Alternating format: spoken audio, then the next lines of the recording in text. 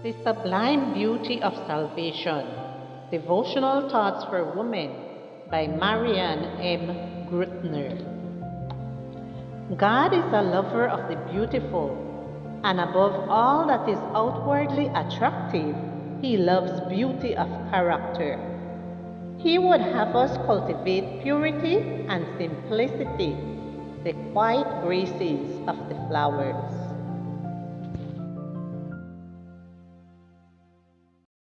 Morning, dear friends. Today, February 28th, our devotional is entitled The Boldness of a Bedouin. Our scripture reading is taken from Judges chapter 5 and verse 24. Blessed is she among women in tents. In Arabic, Bedouin means nomad. To this day, living in tents is part of the culture of these people. Once settled in a specific location, usually an oasis, they set up tents with wooden structures, goat skins, fabrics, and plant fibers, which can measure more than 6 meters long and 3 meters high. The sand on the interior of the tent is covered with a carpet and it is ready for habitation. The most common sight of these people in the deserts are caravans in search of water and trade, with camels being the most used means of transport.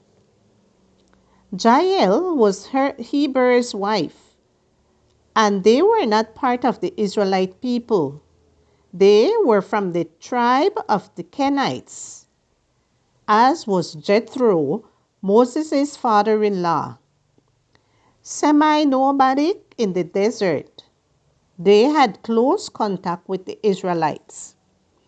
They worked in agriculture and metallurgy, a trade they may have learned in the Egyptian copper mines of the Sinai Peninsula. Jael's husband had left his own people and allied himself with Jabin, the Canaanite king, perhaps helping him develop chariots for war.